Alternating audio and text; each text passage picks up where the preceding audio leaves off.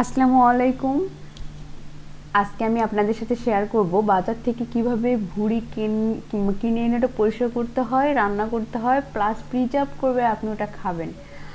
আমি super shop থেকে যে ভুঁড়িটা কিনে আনছি এটা হচ্ছে এক্স্যাক্টলি সুপার শপে যে ভুঁড়িটা পাওয়া যায় সেটা দেখতে এরকম, কিনতেও এরকম পাওয়া যায়, কিন্তু এটাতে মানে মোটামুটি ভালোই প্রচণ্ড দুর্গন্ধ থাকে।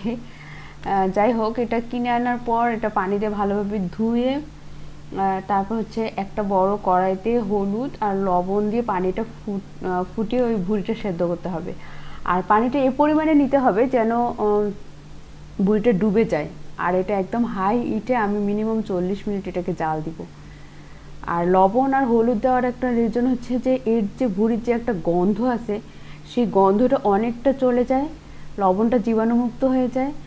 আর ভুঁড়িটা তো প্রায় 30-40 মিনিট সেদ্ধ করার পর এটা দেখতে এরকম হয়েছে। এখন এটা ঠান্ডা হওয়া পর্যন্ত আমি রেখে দিব। এটা ঠান্ডা হয়ে যাওয়ার পর দেন আমি ভুঁড়িটা পরিষ্কার করব। যখন এটা ঠান্ডা হয়ে গেছে তখন আমি এটা করব কি, মানে দুই পাশে ধরে এটা কিন্তু একদম কি বলে, ভুঁড়িটার গায়ে দেখবেন যে একটু কি বল কাটার মতো একটু থাকে আর কি, ওগুলো দুই পাশে ধরে চেঁচে চেঁচে ফেলে দিতে হবে। একইভাবে কেটে ভিতরে কালো সাদা প্লাস চর্বিও থাকে, সেগুলো আমি যেভাবে এক্স্যাক্টলি করতেছি সেভাবে কালোগুলোও ভালোভাবে পরিষ্কার করতে হবে।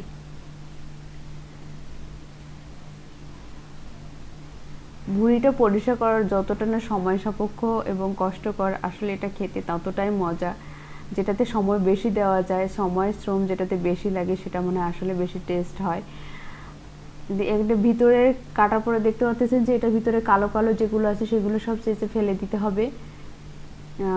বটি দিয়ে ভালোভাবে এভাবে দুই পাশে ধরে চেঁচে ওগুলো ফেলে দিতে হবে, কালোগুলো একদম ক্লিন করে নিতে হবে। নিয়ে পরার পর তারপর ছোটো ছোটো টুকরো করে কাটতে হবে। আমি যেভাবে করতেছি এক্স্যাক্টলি সেভাবেই ভুঁড়িটা আপনারা পরিষ্কার করবেন।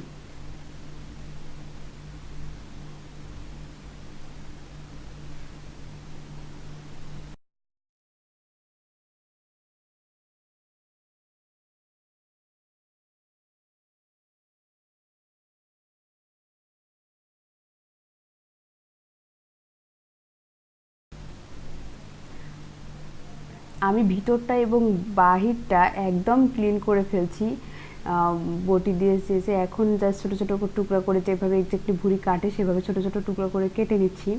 এটা কাটা হয়ে গেলে এগুলোকে আবার আমি ঠান্ডা পানি বা ফ্রেশ পানি দিয়ে ধুয়ে নিব। তারপর যে আমি লবণ বা হলুদ দিয়ে যেটা সেদ্ধ করছিলাম, এখানে লবণ হলুদের আর কিছুই থাকবে না। এভাবে পুরোটা কেটে নেওয়ার পর আমি আবার পানি দিয়ে ধুবো। ধোয়ার পর দেন এটা রান্না করতে হবে। এটা খুব বেশি ছোট করা যাবে না, ছোট করলে আবার রান্না করলে ওটা আরও বেশি ছোট হয়ে যায়। এখন আমি ভুঁড়িটা রান্না করব। এটা একদম পুরাটা এভাবে কেটে নিচ্ছি। এটা কেটে নেওয়ার পরে দেখতে এরকম হয়েছে। এখন আমি ভুঁড়িটা চলেন রান্না করি। এটা রান্না করার জন্য কড়াইতে আমি ভুঁড়িগুলো কেটে রেখে দিলাম। দেওয়ার পরে একটা কথা মনে রাখতে হবে যে গরুর ভুঁড়ি রান্না করতে মশলাটা একটু প্রয়োজনের তুলনায় একটু বেশি দিতে হয়, কারণ না হলে একটা কেমন একটা আস্তে গন্ধ থাকে। এখানে আমি দিলাম রসুন, পেঁয়াজ বাটা, রসুন, আদা বাটা। দেখতে পাচ্ছেন এখানে প্রায় আমি রসুন আদা বাটা 1/4 কাপ দিছি এতটুকু ভুঁড়িতে। তারপর হচ্ছে মরিচ বাটা, জিরা বাটা, তারপর গরম মশলা গুঁড়া। গরম মশলা বলতে এখানে আছে এলাচ, গোলমরিচ, দারচিনি, তেজপাতা, সবগুলোকে আমি গুঁড়ো করে নিচ্ছিলাম একবারে, সেগুলো দিয়ে দিলাম তেল দিয়ে এটা একটু কষাইতে হবে না, জাস্ট আমি একটু নেড়ে দিলাম। এটা দিয়ে একদম যথেষ্ট বলতে এখানে আমি প্রায় 1 কেজির মতো পানি দিছি। পানি দিয়ে একদম হাই হিটে এটা পুনরায় আবার আমি জাল করব প্রায় 30 মিনিট। এটা জাল ততক্ষণ পর্যন্ত করব পুরো পানিটা মানে শুষে নিবে, একটুকু পানি থাকবে না। আর পুরো এটা নেওয়ার পর জাল দেওয়ার পর এটা ভুঁড়িটা দেখতে এরকম হয়েছে।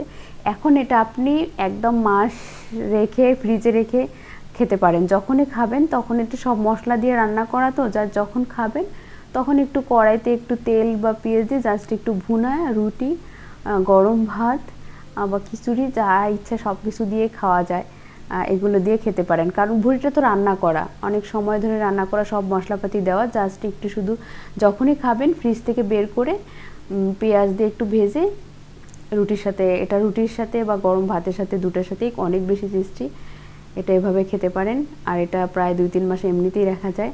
থ্যাংক ইউ সো মাচ ভিডিওটা দেখার জন্য। আশা করি ভালো লাগছে ভিডিওটা। সবাই ভালো থাকবেন, পজিটিভ থাকবেন। আল্লাহ হাফেজ।